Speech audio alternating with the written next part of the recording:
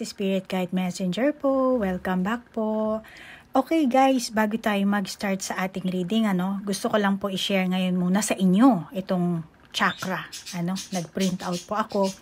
And then, marami po kasing nag-send ng email at saka sa aking Facebook din, nagtatanong about sa chakra, lalo na kung paano ma-open ang third eye, paano magiging spiritually awakened, paano i-align itong 7 chakra. Marami, sari-saring tanong, Yung iba sa inyo, sinagot ko na, at alam ko naman, yung iba sa inyo may calling talaga, pero doon po, sa talagang ngayon nyo lang nalaman, na meron palang ganito, gusto ko lang po explain sa inyo about sa chakra, At para maiwasan nyo rin ang gumawa ng negatibo. Actually po, hanggang dito po yan So, meron po tayong lower part na chakra. Ang middle kasi is yung heart natin, So, meron tayong 3 sa baba, na which is ito ang Muladhara.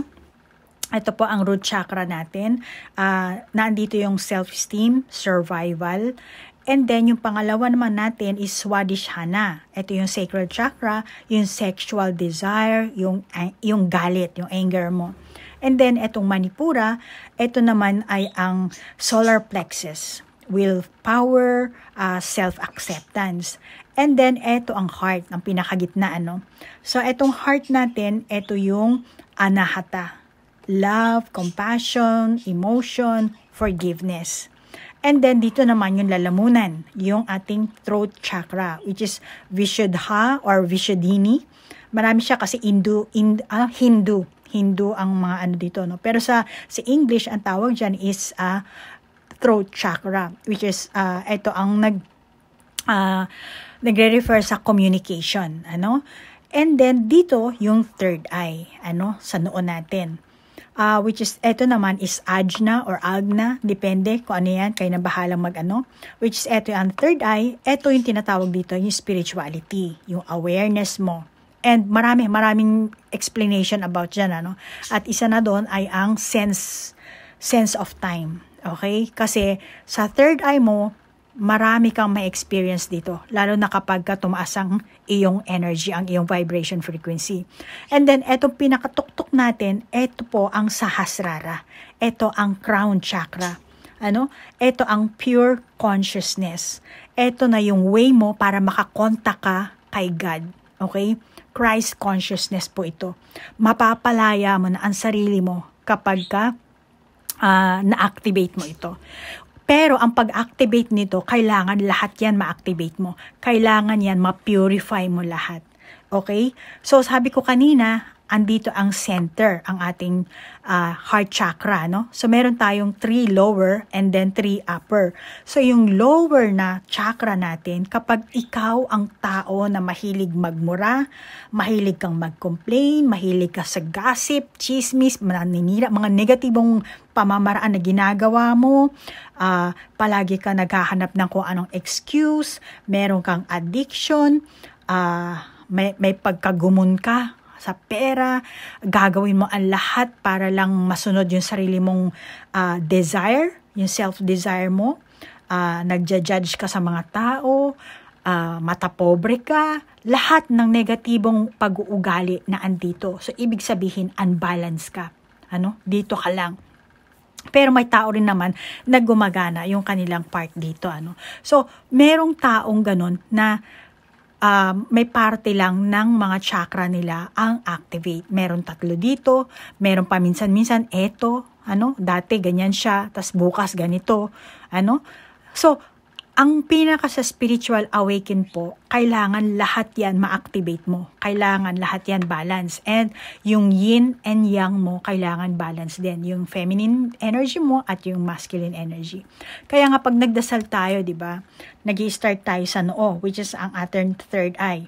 In the name of the Father, and ang dapat, yung dito sa baba, din in the name of the Father, and of the Son, and of the Holy Spirit. Amen.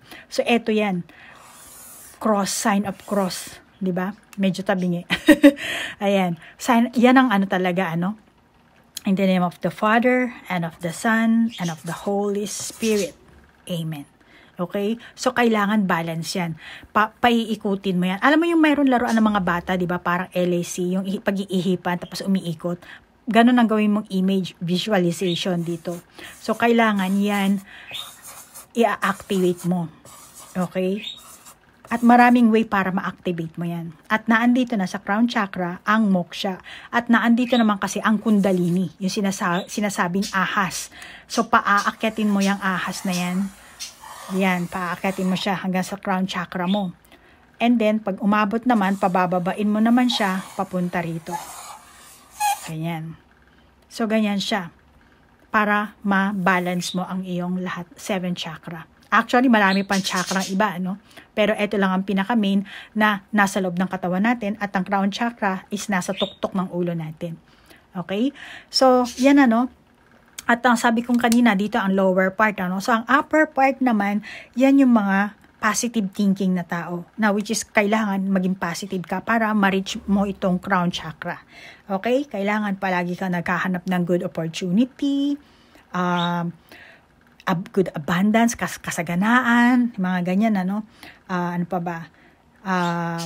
Nagbibigay ka ng pagmamahal sa kapwa mo, ano? Iniintindi mo yung kapwa mo, nagpaparaya ka. Hindi ko naman sinasabi magpapakamartir ka na tipong isa-sacrifice mo yung sarili mo, ano? Pero kailangan balansehin mo pagmamahal sa kapwa at pagmamahal din sa sarili mo. Ano? At importante diyan palagi ka magpapasalamat sa maliit na bagay, kahit ballpen lang, ano? Kahit na bago mo itapon ito, sabihin mo ay natuyo na yung ano, hindi na siya sumusulat. Bago mo siya itapon, magpasalamat ka sa kanya. Thank you at syempre nagamit mo siya, di ba? So, yung mga karamihan sa mga tao hindi alam 'yan. Pero kasi ito, bago mo naging ballpen to, maraming pinagdaanan to, di ba? May pangalan pa dito, may maraming ingredients na ginamit dito, na which is nanggaling yun sa kalikasan natin, ano? Sa earth, sa mga mineral, sa lupa, sa kahoy, sa plastic, di ba? So, kailangan pasasalamatan mo. Malaking tulong yan sa'yo, sa iyong chakra, yung pasasalamat mo sa lahat ng bagay. Okay? Kahit nasabihin mong afford mo, hindi yun ang problema doon. Kaya afford mo, hindi, kailangan magpasalamat ka. Okay? At saka sa mga sitwasyon, kaganapan, na kailangan intindihin mo yung kaganapan. Huwag kang kakampi lang sa isa, kakampi din sa ano, or aanihin mo lang yung sarili mo. Kailangan marunong kang mag-accept. Kasi ang heart chakra natin dito is acceptance, forgiveness, love. Which is dito rin ano, sa ating Manipura, acceptance, dito, self-acceptance. So, mayroon mga ganong tao, ano, depende yan, ano, sa araw ng sa paggising mo sa umaga, ano, kung anong, mararamdaman mo yan, Yan ang sinasabi na kailangan talaga maging aware ka sa emosyon mo. Dahil yan ang chakra, yan ang umiikot. Okay? So, yan lang muna ang maibibigay ko sa inyong example or explanation, ano? Kasi mahaba yan. Pero, may reading kasi tayo ngayon. So, hanggang dito na lang. Malamang na ipopost ko rin itong explanation na to sa mga iba pang zodiac sign, ano? Pero, ngayon, ang masasabi ko lang, ano, para mas mapabuti nyo po ang inyong buhay, maging aware po kayo sa chakra nyo. Sa everyday na kinikilos nyo. Lalo na yung mayroon ng calling, ano, nakakatanggap na kayo na parang, ang tawag dito, parang meron akong third eye, para nag-open yung third eye ko. Yung iba kasi, direktahan dito, agad nararamdaman, ano, pero bigla rin naman nawawala. So, kung ganun, nauna yung dito yung third eye nyo, mas maigi na simulan nyo dito. Importante kasi, ma-awaken nyo ang inyong kundalini. Ma-align nyo yan. So, mahabang proseso po yan. Pero ang para mapaganda nyo ang inyong chakra, ay yung inyong pag-uugali. Okay? Kailangan po talaga stay positive. Dahil ito po ay mga kabanalan. Banal po to. Divine po to. Okay? Hindi lang basta ano to. Kaya, yung ibang, kahit na sabihin mo, ay, bata pa lang ako, may third eye na ako. Kahit na po, kailangan mong ma-purify yan. Dahil, kung dito lang, mayroon kang third eye, pero ang lower chakra mo ang gumagana, nang kukulam ka, nang gagayuma ka, then hindi ka banal, hindi ka divine. Hindi yan sa universe. Malamang na pinaglalaroan ka lang ng mga negatibong enerhiya, negative entities. Okay? So, ganyan po yan guys, ano? So, move on na po tayo sa ating reading. Okay, Sagittarius, alamin natin yung malamang na mangyayari sa'yo sa susunod na mga natitira pang linggo ng buwang ito. Maraming salamat, Sagittarius, sa inyong pag-request. Okay, hindi. Ito palang gagamitin ko. Sagittarius, be open mind sa ating reading Kung naka-resonate ka, then sa'yo ang energy. Kung hindi naman, hindi sa'yo ang energy. At saka, Sagittarius, ang intention ko sa paggawa ng video ito, naway mabigyan ko kayo ng kamalayan at pag-asa, naway ma-heal nyo ang inyong sarili, at magkaroon kayo ng self-love. Okay? Aalamin natin ang overall energy mo. So, dito lang siya. Tapos, kukuha ako ng first card. Oh, Stone People, Vigilance. And then, dito naman siya. Oh, Transformation. Ganda ng flower mo Transformation. The Sorcerer. The Sorcerer.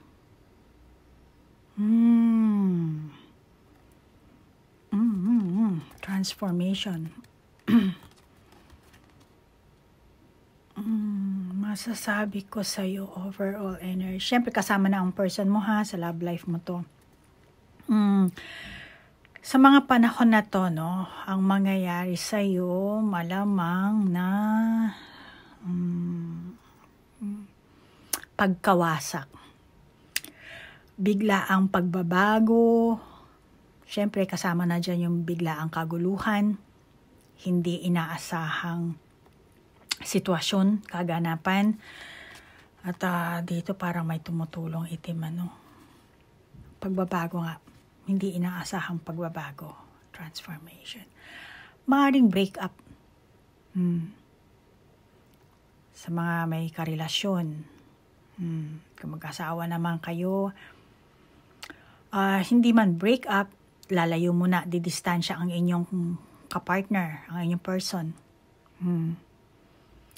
Ito ang mga hindi nyo inaasahang kaganapan sa inyong samahan. Malamang dahil sa ego nyo. Mataas ang ego.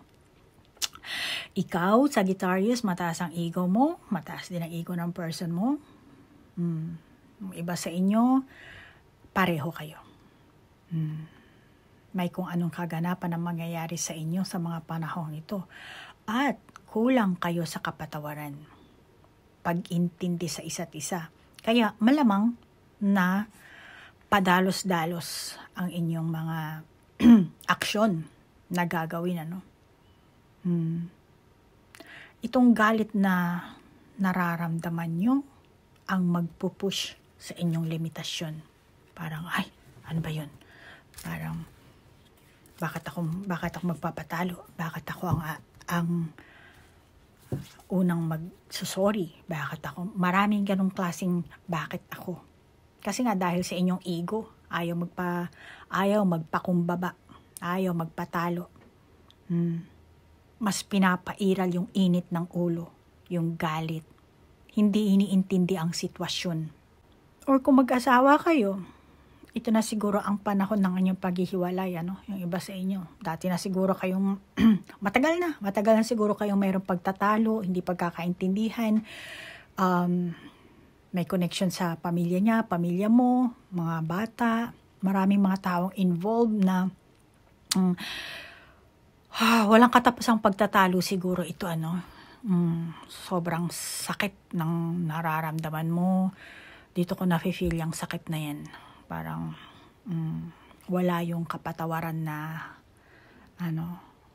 ang nakikita ko dito, final decision.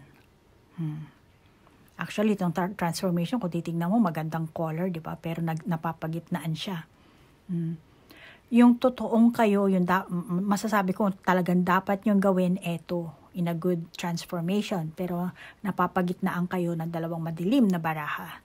Which is, eto ang nagpapahiwatig ng inyong ego. Ayaw magpatalo. Ayaw matapakan. Kaya malamang yung iba sa inyo, ito na yung tamang, hindi naman tama, masasabi ko, ito na yung punto na magdideklara kayo ng final decision nyo or magkakaroon kayo ng tipon-tipon para magkaroon kayo ng matiwasay na paghusga sa inyong samahan, kanya-kanyang hakot ng mga kamag-anak. Bottom line, matutuloy ang pagkawasak. At tingin ko, kailangan yung mag-grow as an adult. Dapat ito talaga, beautiful butterfly transformation. Ang kaso, immature kasi. Pareho kayo. At syempre, konektado yan sa pananalapi, malamang. may connection yan. So, hindi ko alam kung saan nyo kung ano ang problema nyo dito sa pera nyo, no? At kung kasal ba kayo o hindi kayo kasal, mag-live-in lang kayo, kahit na mag-live-in kayo, pero may mga bata nang involved. Now, which is tingin ko, konektado sa pera, na isa yang dahilan kung bakit nagkakaroon ng ego, gumagana ang ego ng isa't isa. Yung iba sa inyo, Sagittarius, like for example, kung nasa isa kang relationship, tapos nag-decide kayong mag-break up. So, yung dati nyong hindi masamaan ng loob, yung dati nyong mga issue, lalabas siguro yan. At sa paglabas ng mga, kasi ikaw ganito ka, ganyan, kung anong pagtatalo ang meron kayo. So, meaning, hindi nyo na maibabalik yung dati nyong magandang samahan. Yung dati nyong pagmamahalan. Kasi, naandun yung galit. Kaya pag nag-break up, nag-split kayo, or nagkanya-kanya na kayo ng ng buhay ng person mo,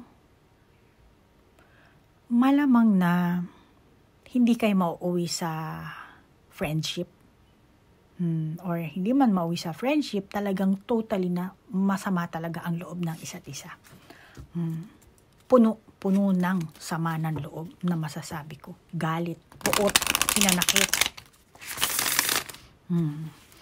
Malamang na pa kayo ng mga masasakit na salita dito.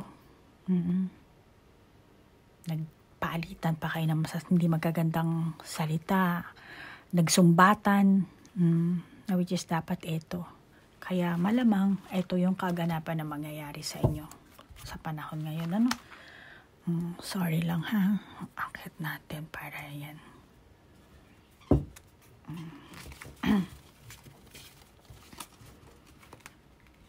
Kuha pa tayo ng sige, tumalsik ka eh. Angel of Miracles. Open your heart and expect a miracle. May bata talagang involved dito, Baka yung iba sa inyo, ngayon, magiging single mom talaga kayo.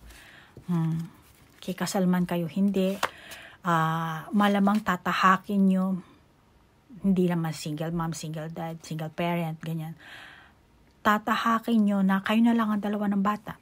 Or ikaw at yung mga anak. Hindi ko alam kung gaano karami ang anak nyo. Pero malamang na yan ang mangyayari.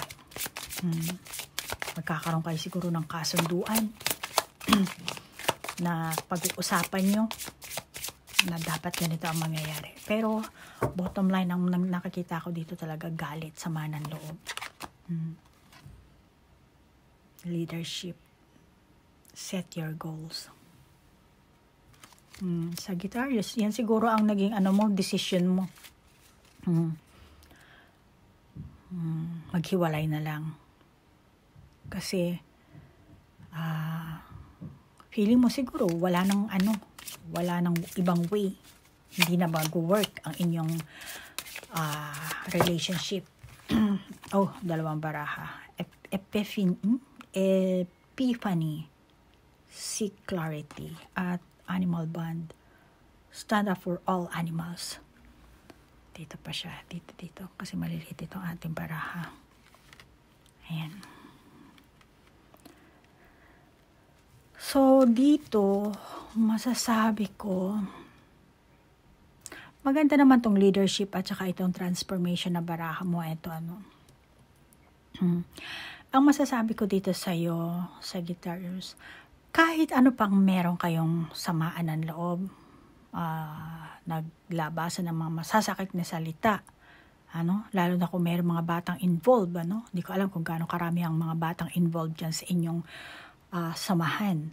Still, i-maintain nyo ang pagiging open, honest communication, and respect each other at each other's perspective para less karma kayo at saka less trauma din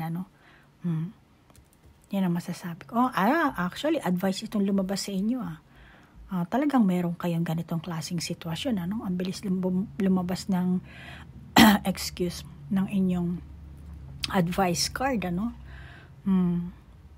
pero tingnan natin sa single tingnan natin sa ibang single, tingnan natin dito sa inyong para sa mga single na Sagittarius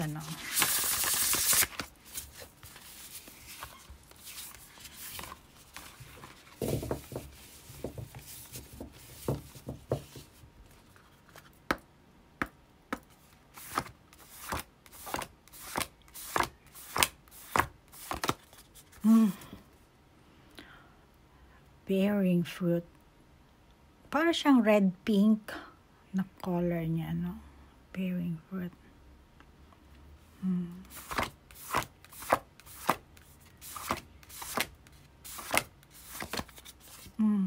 The Oracle's gift. Oracle's gift.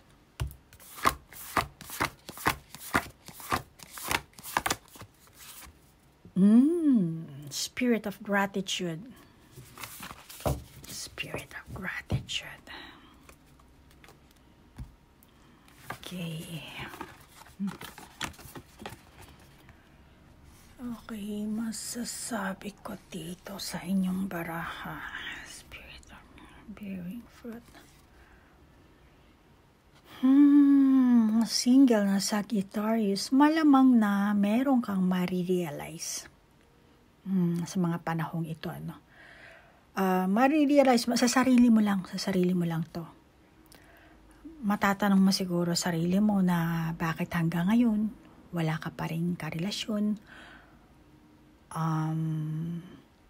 or palagi kang napag-iiwanan, yung mga friends mo meron na silang mga kanya-kanyang karelasyon, boyfriend, girlfriend, pero ikaw napag-iwanan ka na, or malamang na yung iba sa inyo, palagi kayong hindi nag-work ang inyong relationship. Which is eto ang sinasabi ng baraha na meron kang marirealize sa puntong ito. At mukhang ito ang moment na darating sa'yo. Actually, rin itong epiphany. Eto, meron kang makakaramdam ka dito ng realization. Bakit ako ganito? Bakit ako ganyan? Parang masasabi mo sa sarili mo, kasi ganito ako. Kasi ganito ang ginawa ko. Baka kasi ganun yung taong yun, kasi kaya naging ganito ako. Kasi ganito, kasi ganun. Yung mga nakikilala ko, ganyan kasi, ganito sila, etc. Bla bla bla. Ngayon, ang kinalabasan nito, negatibo. Which is maganda talaga dapat ang baraha dito. Pero ito, hindi ko nagugustuhan ang kulay nito at dito. At negative side mo yan. Sagi. Sagittarius. Ang haba kasi, Sagi na lang Sagi for short. Pero alam mo Sagi, nasa sa inyo yan kung babaguhin mo or hindi. Pero, tingin ko, kailangan mong sirain itong ego na to. Kailangan mo, actually hindi mong totally kailangan tanggalin. Kailangan mo lang maglagay siguro ng kamalayan. Ano? Kamalayan, maging aware ka, maging conscious ka sa ego mo. Excuse, ano? At yung iba sa inyo, kung ikaw ang Sagittarius na single din, ano? Excuse. Tingin ko kasi sa'yo, mataas ang pride mo. Ano? Yan ang nararamdaman ko sa barahang ito. Maganda ka siguro, gwapo ka siguro, meron ka siguro, alam mo na meron kang dapat na ipagmataas kabuhayan. Maari siguro yung iba sa inyo. Ano? Na hindi mo nakakita na yung tunay mong magandang ugali. Ano? Mas pinapairal mo yung negatibo mong side. Maring iba sa inyo, gwapo, habulin, at nakikita ko na may kaganapan sa mga sandaling ito na may taong mamimit ka at magpaparamdam sa'yo yan. Kaya magkakaroon ka ng encounter dito eh. At ito ang magbibigay ng karanasan sa'yo. Or magtuturo na maging mapagkumbaba ka. Matuto kang magpasalamat. Kung dati hindi ka marunong magpasalamat, ano? Negatibo na naman, ano? Pasensya na, Sagittarius, ha? Kung hindi sa'yo to, then hindi ikaw to. Okay? Hindi ka naka-resonate, hindi mo energy to. Pero negatibo ang nakakita ko, which is dapat talaga merong kang magandang puso. Ano? Ang kaso, umiiral yung pride mo, yung ego mo. Kaya nawawala. Ngayon, meron ka mamimit na tao dito na malamang ito ang magtuturo sa'yo or matatamaan yung ego mo. Kaya matututo kang magpakumbaba. At I'm sorry, yung isang iPhone ko ang ingay. Pasensya na. Nakalimutan ko tuloy sasabihin ko. I'm sorry. Or masasabi ko, no, pagbutihin mo ang iyong buhay. Maging masaya ka. Kasi maganda talaga ang barahan mo kung tutuusin, ano? Or sasabihin sa'yo ng taong ito na mamimit mo na dapat magkaroon ka ng isang healthy relationship, healthy mindset. May ituturo sa itong taong to eh. Sa madaling salita, papayuhan ka nito. Hindi ko alam kung ilang taon ito, kung bata ba or matanda. Tingnan mo na lang sa paligid mo. Pero itong taong ito, meron siyang dalang leadership. Ano? Baka, alam mo yun, leadership. Yun na yun. Tingnan mo sa mga barangay nyo. So, ganun ang dating ng taong ito. Magbibigay siya sa'yo ng advice. Malamang dala to sa'yo ng gabay mo. Ano? Akala mo siguro, kapitbahay mo, ganyan-ganyan, mga tao na nag-advise. Hindi. Ginagamit ng gabay mo itong taong to para mag-send ng message sa'yo. Okay? At para payuhan ka. Para sa near future mo, no? Sa magiging karelasyon mo, or kahit hindi man sa relasyon mo, sa buhay mo. No? Totally, sa buhay mo. Ano? Magkaroon ka ng magandang, healthy life, healthy relationship. Ano? Baka yung iba sa inyo, sa past nyo, naging violente kayo. Ano? Kung ano-anong mga sorcerer. Kung anong pinaggagawa nyo. Baka gumawa pa ka ng black magic. Which is hindi naman tatalab ang black magic kung yung isang taong yun, hindi rin siya negatibo. Ano? Kapag ka nasa high vibration ng isang tao, kahit na gaanong kulamin nyo pa yan, kahit na ilang mangkukulam pa ang gamitin nyo, hindi siya tatablan as long as itong person na to ay nasa high vibration frequency. Yan lang ang tandaan niyo ha. Pero kung itong taong to, itong kaaway nyo, kung sino man to na puno kayo ng sama ng loob dito, galit, ano, na which is sinasabi sa inyo dapat magkaroon kayo ng honest communication, di ba? Na akaso namuo yung galit. Kaya kung anong pinagagawa nyo dito, ano, sumpa siguro, or kung anong mga sama ng loob ang dulot kaya napasabi kayo ng hindi magagandang words, ano?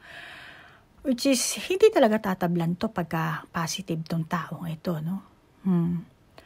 Kaya, malamang yung iba sa inyo, Sagittarius, itong person nyo ang violente. Or, maaaring vice versa rin, ano? Naging marahas kayo. Tingin ko nagkakagulo-gulo kayo dito eh. Nagkakagulo-gulo at may magpapayo sa inyo na gumawa kayo ng naaangkop na pag-iingat para sa inyong sitwasyon, para sa isa't isa, sa inyong kaligtasan din, ano? Dalawa. Letting go. Cheer up. See? Learn to let go. Live in the moment. Meron talaga kayong mga ganong klaseng, pataasan kayo ng pride. Kahit sino, alam mo, Sagittarius, eto, sandali lang, teka lang, may nagre-ring yung phone, sandali lang. Pasensya na, Sagittarius, ha. Eto, sasabihin ko lang sa inyo. Alam mo, Sagittarius, kahit nasabihin mong ikaw negatibo, or let's say, itong person mo negatibo, naging violente, hindi nagbigay sa iyo ng magandang karanasan, hindi kayo nagkaroon ng magandang relasyon, still, tayong mga tao, napunta tayo dito sa mundong ito dahil meron tayong mga karma. Nakastuck kasi tayo sa wheel of karma. Parang wheel of karma. Para tayong hamster, para tayong mormot, paikot-ikot tayo din, pagulong-gulong yan, Ginawa ko lang example ito. Wala tayo kasing Pero yun talaga tayo, okay? Walang malinis na tao. Lahat tayo meron talagang karma, kaya tayo nandito. Yung iba naman, volunteer lang. Pero ibang usapan yun. Ito, I don't think na volunteer kayo dito. Kahit man volunteer kayo, meron kayong buhay, meron kayong settings, meron kayong soul contract. Pero meron din tayong free will. Pero itong buhay nyo, kayo ang gumawa ng kontrata. Kayo ang gumawa ng aksyon, kayo ang nagdesisyon.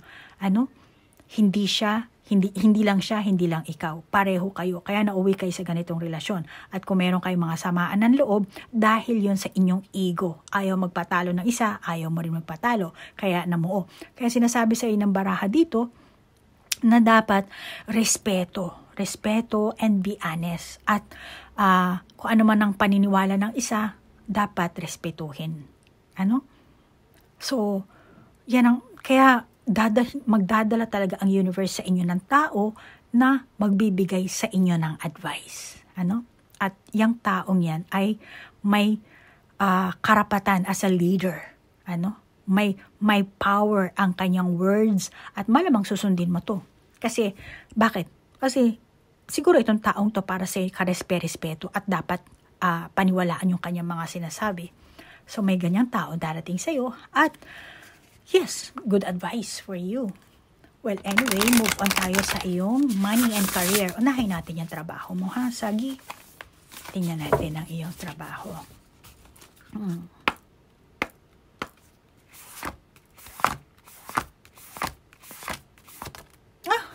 Lumabas. Endless possibilities. Endless possibilities. Diyan ka.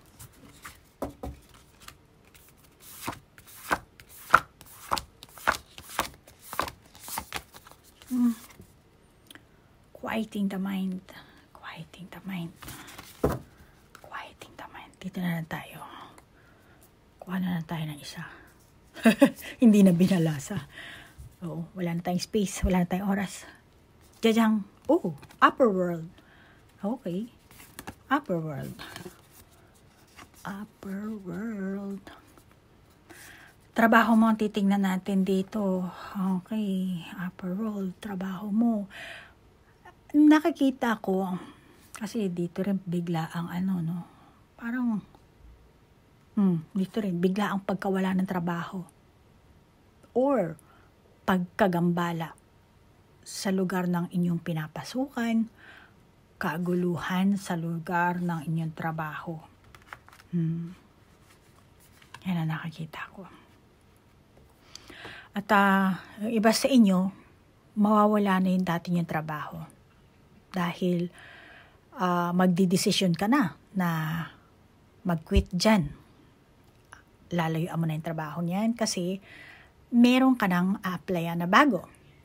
O yung iba sa inyo, yung trabaho nyo, maintain, pero gagawa kayo ng extra income. Alam mo yun? Dito sa Japan, marami ang ganyan eh. Meron silang normal na trabaho and then nag-Uber pa sila pagkatapos ng Kasi pinagbabawalan na dito mag-overtime. Ewan ko lang sa Pilipinas, sa bansa kung nasaan mang bansa kayo, Pero merong ganun. Kasi dito sa Japan, ganun, karamihan. Lalo na nung after corona, ng COVID.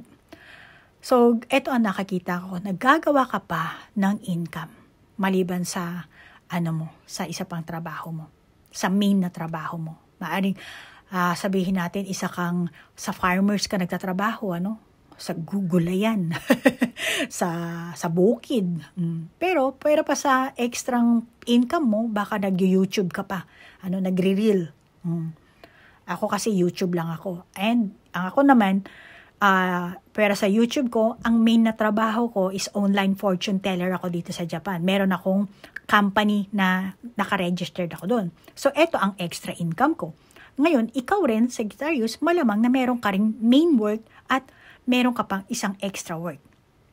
So, yun ang nakakita ko sa iyo. Pero ako, hindi ako Sagittarius. Okay? So, malamang meron ka ganong klaseng magaganap sa mga natitira. O baka siguro yung iba sa inyo nagsimula na, At kung dati na kayo nagsimula, merong dadami. May darating na siguro mas tataas ang income mo. Pero, yung iba sa inyo, meron man kayong extra income, sa susunod mawawala yan, yung iba sa inyo.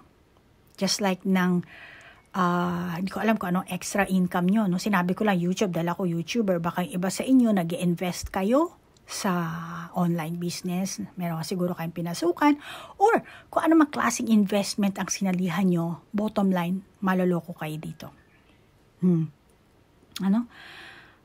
May manloloko sa inyo dito. Eto na kasi parang inggit na to or lokohan ka na kasi to eh.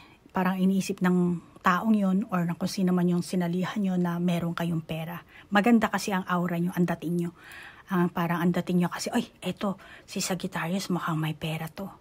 Kaya, magandang bihag to. Yun ang tingin nila sa'yo. Kaya malamang, yung iba sa inyo, maloloko kayo. And maaari yung ibang Sagittarius dahil sa bagong posisyon nyo. Nalipat siguro kayo sa ibang posisyon at mukhang ito ang lumilikha ng kaguluhan. Just like nang na-reshuffle kayo or pinalipat ka ng ibang section doon sa kabila. Dahil sa biglang pagtaas ng responsibilidad mo rin, yung iba sa inyo, kaya medyo na-trigger din yung ego nyo dito. Kumbaga dati, gamay nyo na yung trabaho, tapos eto, pinadagdagan kayo ng trabaho, responsibilidad. So parang, eto lang ang sweldo ko, eto lang kaya malamang na merong ganong klaseng kaguluhan na magaganap yung iba sa inyo. Okay? Baka yung iba dahil nagbago yung leader nyo. Nagbago yung boss nyo. Or nawala na yung mga close nyong co-worker sa tabi nyo. Kaya, nagpe-freak out din kayo. Feeling mo malungkot ka, wala kang kakampi, wala ka ng kausap. So, yung mga ganyang klaseng kaganapan, masasabi ko, disaster ang darating para sa'yo. Medyo over, pero feeling mo kasi lonely. Or, kung hindi man ikaw ang malipat ng posisyon, yung close mo, mga co-worker mo, sila ang malilipat, then ikaw, alone ka na lang. Kaya, bottom line, maano ka rin, malungkot ang labas mo. Feeling mo, wala ka ng kausap. Lalo na kung nasa abroad ka pa. Baka ikaw na lang mag-isang Pilipino. Tapos wala na yung dati mong kasamahang mga kababayan natin. Depende yan. Ikaw ang bahala mag-adjust. Yung iba sa inyong Sagittarius, may mga sari-sari kayong frustration na mararamdaman. Malamang stress,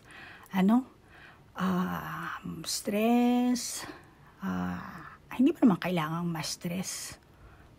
Tingin ko naman sa ini-stress mo lang yung sarili mo. Sobrang pag-iisip. Hindi mo kailangan mag-isip ng ganon.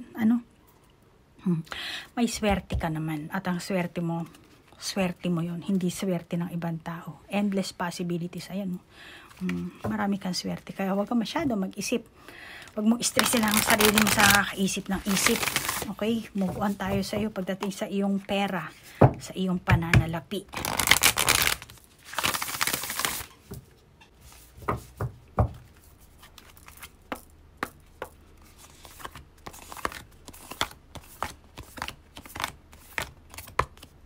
Fire. Fire. Fire.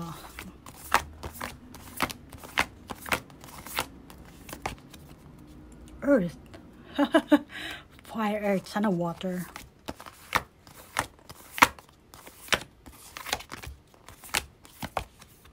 The tree of life. The tree of life. Oh my God. Dapat kasi pag anuhin mo yung pundasyon mo dito. Pagtibayin mo ang pundasyon mo. Mainit ang kamay mo sa pera. Ano?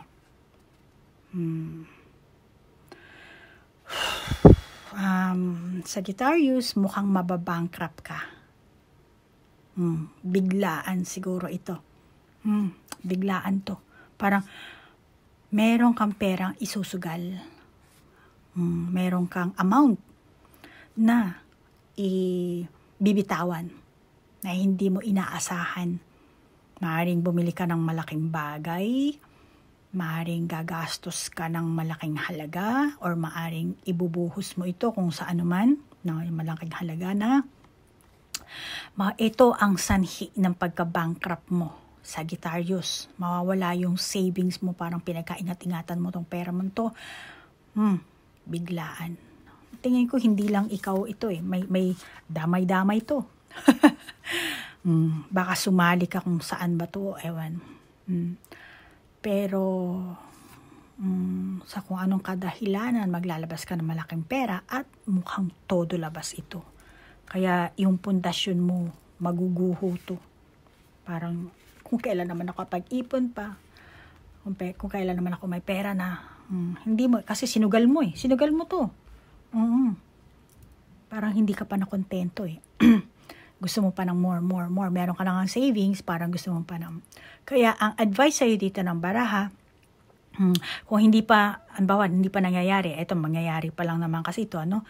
So, mag-isip ka na lang. Baka merong iba sa inyo na merong ganong sweet na matatamis na salita na kasi ganito, ganyan, ano? Baka ano ka. Kaya ang advice sa'yo ng baraha, iwasan mo ang maglabas ng malaking pera. Okay? Kung maglalabas ka ng malaking pera, isipin mo na lang na, depende kung magkano ang gusto mo ilabas. Ano? Pero isipin mo na lang na kaya mawala yung perang yon, okay lang sa'yo. Parang isipin mo na lang na for charity, hindi na babalik. Yung ganong klaseng mindset, iset mo na sa isipan mo. Okay? Para hindi ka ma-stress or ma-frustrate. Ano? Lalo na kung sugal ang papasukan mo. Pero kung sa bangko, syempre safe yan, di ba? Pero kung papasok ka sa mga online business na kung anong mga Bitcoin na yan, delikado.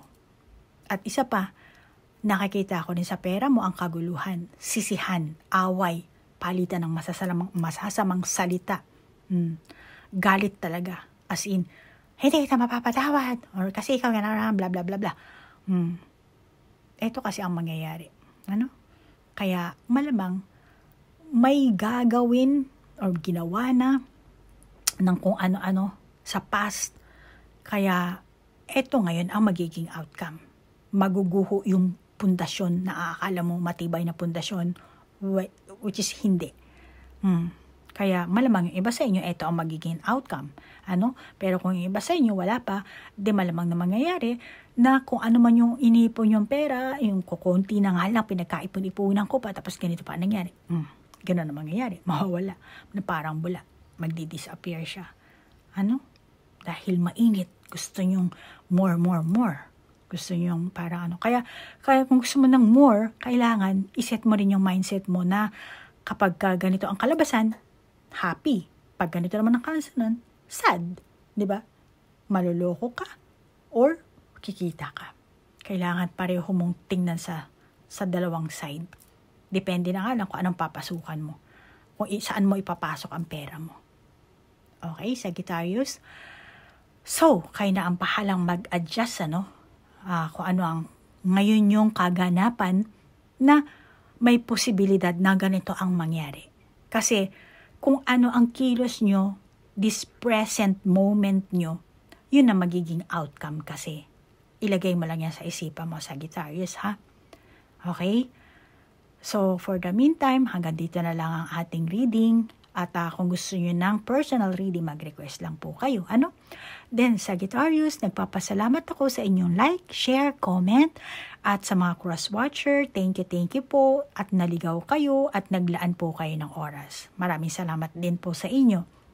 At doon naman po sa mga bago kong subscriber, palagi ko pong sinasabi na kung meron kayong gustong itanong sa ating baraha, mag-leave lang kayo ng comment or pwede kayo mag-send sa akin sa email or sa aking Facebook account. Nagpapa-up naman po ako ng aking contact.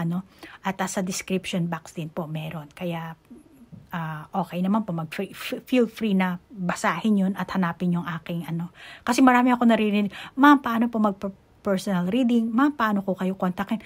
Nagpa-pop up na po ako ng aking contact number. Okay, pakitingin na lang po, ha?